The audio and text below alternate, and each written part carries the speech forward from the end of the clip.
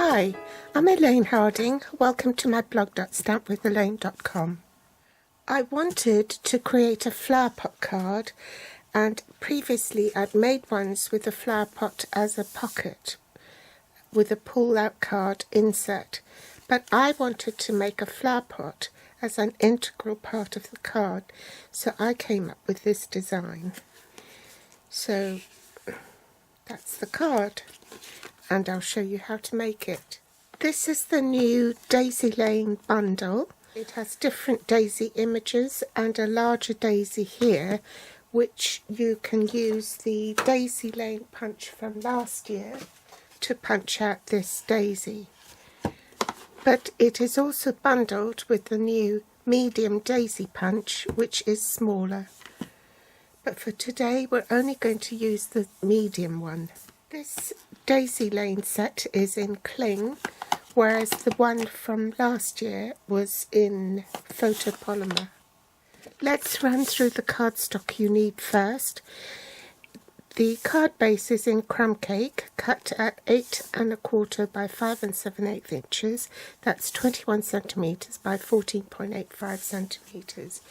You score at 4 1/8 and fold it in half. First you need to do a bit of cutting with the card base. So you align the score line in the cutting groove, and then you cut from 8.9 centimeters on the European trimmer, but it's 3.5 inches on the Imperial trimmer. Now that didn't cut very well, so I'm going to have to neaten it. Be careful, because it's the front of the card you want to cut away, so then you need to offer the left hand side at the top.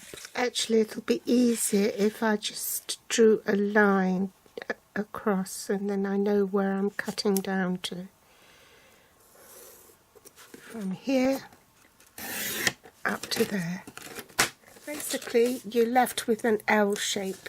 That's the front of your card, and that's the back. So this is your card base. Then for the card insert, you need a piece that has been cut at 2 inches by 3 3/4 inches for this side. In metric, that's 5 centimeters by 9.5 centimeters. For the card insert on the right side, it's the usual one, which is 5 1/2 inches by 3 3/4 inches. That's 14 centimeters by 9.5 centimeters. To cut your flower pot, you need 2 pieces of terracotta tile. This is 2 1/4 inches by 4 inches, 5 centimeters by 9.5 centimeters. I'll show you how to cut the flower pot. You line it up at the 2-inch mark, and you make a mark at the top and the bottom edge of the cardstock. Then align the center point at the 2-inch mark. You want to align that at 3/4 inches, which is here. That's 1.9 centimeters. And make a mark at the bottom, so that's 3/4 inches between the center point and that mark, and you do the same for this side. So you line the center at the 3/4 inch mark and make a mark there. Now you want to mark the top edge for your flower pot, so align the center point mark at the 1-inch mark and make a mark at the top edge, and repeat for this side. So the center point at the 1-inch mark to the right of the cutting groove. Use your score blade to make a mark there, and now you have a 1-inch gap between the center point here and that mark there to the right, and 1 inch to the left. On the bottom, it's 3/4 inch to the right, 3/4 to the left. To cut from that mark down to the 3/4 inch mark on this side, and similarly on that side you do the same. So line it up in my cutting groove, cut, then from that point to that point.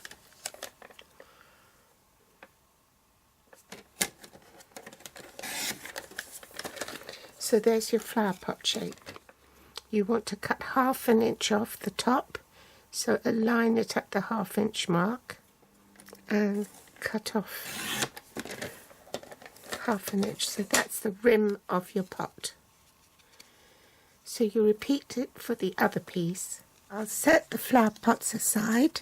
Some 2-inch whisper white strips for stamping and punching out your daisies. So saffron, terracotta tile and pear pizzazz inks. The 2019 to 2021 in colour faceted dots, and a sponge dauber and a crumb cake marker pen. So now we've got all our supplies, let's get started. I've mounted my daisy on a D block. So I'm going to stamp out the daisies first in So Saffron. So you need 6, and then you need 1 spare to cut out these petals. 1 of this pattern in So Saffron. I've cleaned my stamp, and I need 1 in the terracotta tile.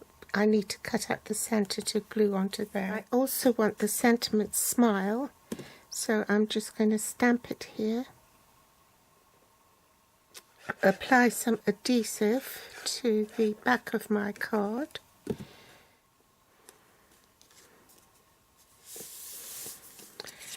Next, I need to sponge the flower pots with terracotta tile. Just a tip, if you want to add a bit of depth to your flower pot, the way you sponge, you could sponge it a little bit darker on one side.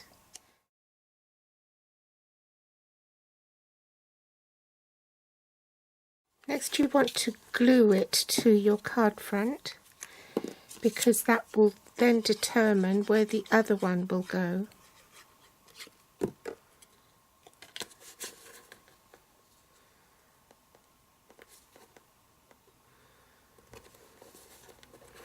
And I'm just going to use a pencil to mark it on the back of the card. Glue on the back of the rim and pop that on top.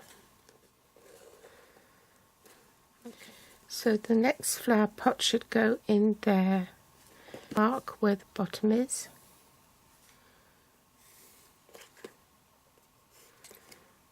I will rub off these pencils lines in a minute, but I just need to know where to stamp the leaves. Pear pizzazz, long stem leaf. Stamp the centre first.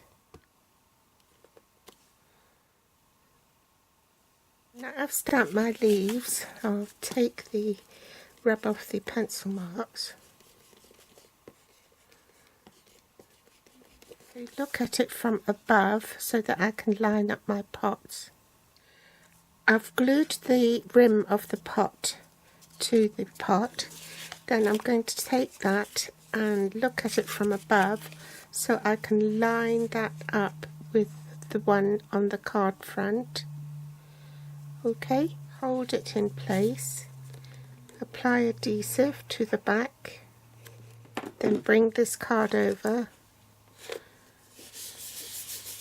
to glue it down to the card front. Take my crumb cake marker and then just ground the flower pot. Do the same on the front. Remember our daisies? We need to punch all those out.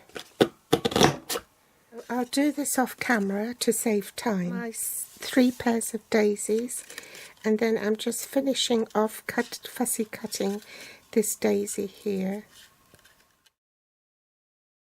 Cut out the flower centre,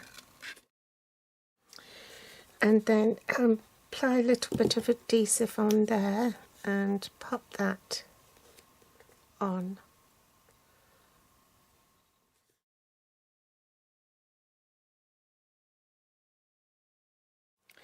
I'm also going to snip these petals apart.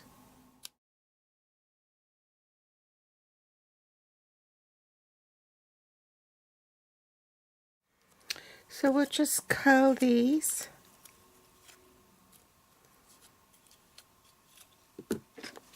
Put some glue on the back. Now you can use the Daisy Delight gems, but I wanted the terracotta tile one, so it would go with the terracotta tile pot. So it's a bit of artistic license. Now I'm going to bend these petals a little bit and put a fallen petal there. I think the best way to do that is to put a bit of glue on the scrap piece of paper and pick it up that way, then I won't have any accidents. Next, a dollop of glue on the back of this. Don't put any on the top because part of that will be the flower pot. Just a little bit of stamping here. Adhere that to the inside.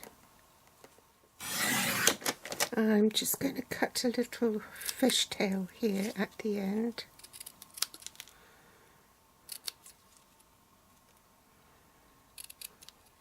Pop that up on dimensionals.